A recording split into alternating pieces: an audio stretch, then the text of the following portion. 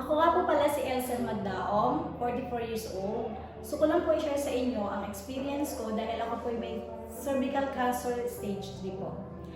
Noong October 2022, ako po ay nagpa-Trans B at ang result po ng Trans B na lumabas sa akin ay rule out malignancy, which is ang sabi ng OB ko ay pupunta sa cancer. Hindi po ako naniwala kasi kapag sinabi pong cancer, ang magiging mindset natin ay mamamatay na.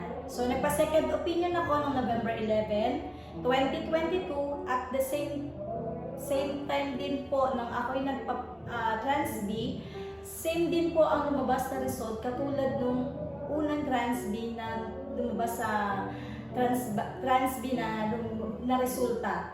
So, ang ginawa ko po, dahil pareha sila ng sinabi, nagpa-biopsy ako ng January. So, January 2023, lumabas ang result ng biopsy ko na meron nga po akong stage 3 cervical cancer. Then after nun, syempre hindi na ako mapakali.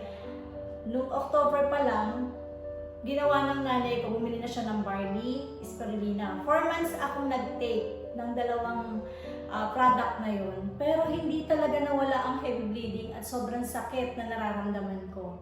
Hanggang sa nakita ko sa Facebook si Chanda, isang agent. So meaning, nag-curious ako, gusto kong tumuklas ng ibang gamot na po pwede kong i-take para mawala yung heavy bleeding ko. Ayun nga, nakita ko yung number ng agent at si Chanda yun. Kinontak ko siya. Then walang kaabog-abog kinabukasan, pumunta siya. March 29, 2023, nang nag-start akong mag-take ng Dear Placenta. Noong April 11, magkakaroon o magkakandak ng CT scan chest abdomen sa akin. 9 days pa lang, nawala na yung pain at heavy bleeding ko. Hindi na ako gumagamit ng diaper para lang maano yung pagdudugo.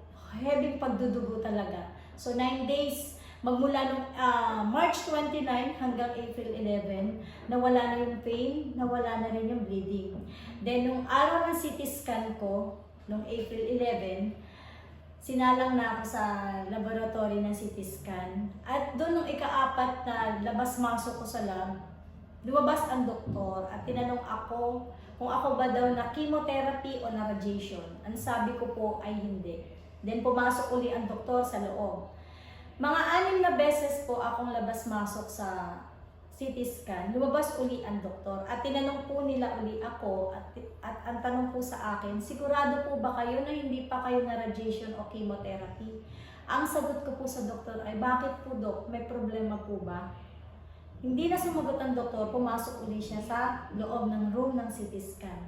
Then after akong ma-CT scan, kinausap uli ako ng doktor sa pangatlong beses at sinabi niya sa akin kung meron daw akong mga dokumento o mga ginawang laboratory na dala ko para daw ma-compare ang ginawang CT scan chest abdomen sa akin. May dala man ako pero hindi ko pinakita dahil gusto kong malaman kung ano ang nakita nila sa chest abdomen ko. Hanggang sa umuwi ako sa bahay, ikinuwento ko kay Chanda ang nangyari sa akin. Ang akin lang, simula nung 9 days ko na hindi ako nag-heavy bleeding at wala na akong pain naramdaman until now. Doon ko nakilala si Dear Placenta na totoo pala, na may ginagamit pala ang Diyos na kasangkapan bukod sa tao na tutulong sa'yo at yung gamot din na makakapagpagaling sa'yo.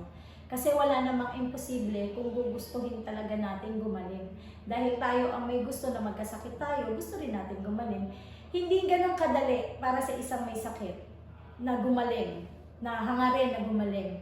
Pero marunong ang Diyos sa lahat. Ipinakilala niya sa akin si Dear Placenta. At nung nakilala ko si Dear Placenta, ngayon 2 months na ako nagte-take ng placenta, masasabi niyo ba na may cervical cancer ako? Nakakatayo na ako, nakakapaglakad, nakakapunta kung saan-saan, at walang dinadalang mabigat na karamdaman dahil kay Dear Placenta.